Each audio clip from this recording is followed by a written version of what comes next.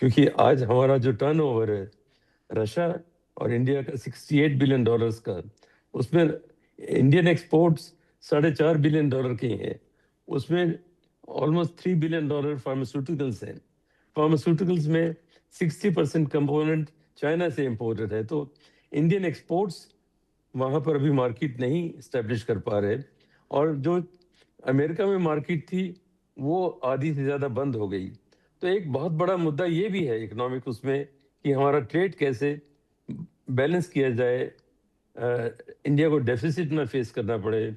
उसमें कहाँ हम बिना तीसरे देश की करेंसी, चाहे वो डॉलर है या युआन है, उसको इस्तेमाल किए बिना हम लोग कैसे डायरेक्ट अपने इस्टेब्लिश कर सकते हैं रिलेशंस। क्योंकि बिना ट्रेड एंड इकोनॉमिक रिलेशंस के किसी भी सिचुएशन को आप लंबे समय तक नहीं ले जा सकते। मेरी राय में वो सबसे इम्पोर्टेंट है आज। डिफेंस तो हमेशा से ही रहा है।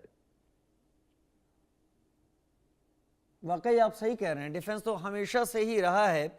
लेकिन रवि सर, मैं यहाँ पर आपसे ये जानना चाहूँगा कि डोनाल्ड ट्रंप इस बात को लेकर हमेशा धमकाने की अंदाज में सामने आते रहते थे कि भारत को बिजनेस पूरी तरीके से रूस से बंद करना चाहिए, क्योंकि भारत का बिजनेस रूस यूक्रेन वॉर को फंड करता है। अब अमेरिका जो खरीद रहा है वो रूस यूक्रेन वॉर को फंड नहीं करता, अमेरिका जो हथियार दे रहा है वो यूक्रेन वॉर को फंड नहीं करता, लेकिन भारत पर प्रेशर था कि उसे बिजनेस नहीं करना है। लेकिन इस यात्रा के बाद जाहिर सी बात है बिजनेस को लेकर डील होंगी ही होंगी भारत और रूस के बीच में, डिफेंस को लेकर डील होंगी ही होंगी। उस हालत में अमेरिका क्या भारत की तरफ और तल्ख हो सकता है?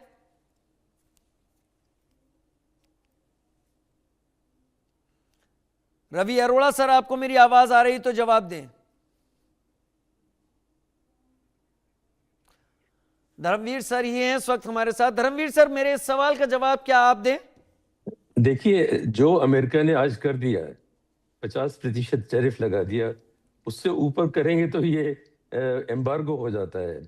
और आज भी प्रैक्टिकली एम्बार्गो कर दिया। हालांकि भारत उस नीति पे चल रहा है कि वो बैलेंस करके अभी कुछ डील्स हुई हैं अमेरिका के साथ, फ्री ट्रेड की बातचीत चल रही है। लेकिन अमेरिका का प्रेशर भारत पर ही क्यों है? चीन जो इंपोर्ट करता है रूस से, वो भारत के इंपोर्ट से कहीं ज्यादा है। उनका ट्रेड टर्नओवर बहुत ज्यादा है। यूरोप का जो वहाँ से इंपोर्ट है गैस का और डिफरेंट प्रोडक्ट्स ऑयल का, वो भी बहुत सब्सटेंशियल है। अमेरिका खुद खरीद रहा है रशिया से, टाइटेनियम खरीद रहा है, इंजन्स खरीद रहा है स्पेस के। तो उस पर सिर्फ भारत पर ही रोक लगाना जो है, उनको ये समझ आ रहा है कि अगर आज ये तोड़ दें हमारी जो भी दोस्ती है, कि रूस को और भारत को, जैसे एक समय में उन्होंने चीन को यूज किया था सोवियत संघ तोड़ने के लिए, तो आज वो चाहते हैं कि भारत को और रूस को यूज करें। और वो दबाव कभी भी सफल नहीं होगा, ये उनको नजर नहीं आता।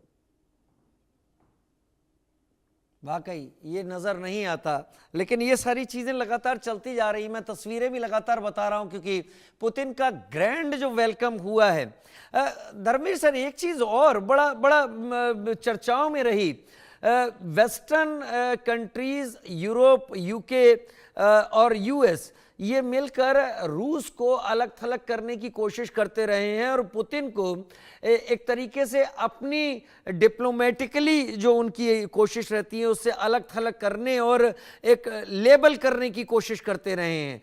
लेकिन भारत का वेलकम करना ये यूरोपियन कंट्रीज को अखरेगा नहीं, क्योंकि भारत को वो हमेशा अपने साथ जोड़ने की कोशिश भी करते रहे हैं, जहां तक यूरोपियन कंट्रीज की बात मैं करूं तो। हाँ, देखिए, किसी हद तक आप जो कह रहे हैं वो सही है। लेकिन यूरोप और अमेरिका, चाहे वो फर्स्ट वर्ल्ड वॉर के बाद जो इंटरवेंशन था रूस में, सोवियत संघ ना बने जो 1921 में बना, और तब से उनकी तो आपस में अनबन थी ही।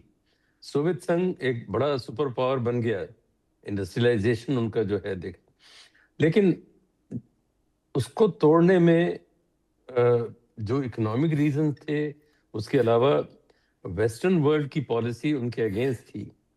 और मैं वो उस दशक में पूरे 10 साल मॉस्को में ही रहता था। मैंने देखा है कि किस तरह एक सुपर पावर से उन रशिया ऑलमोस्ट एक क्लाइंट स्टेट बन गया।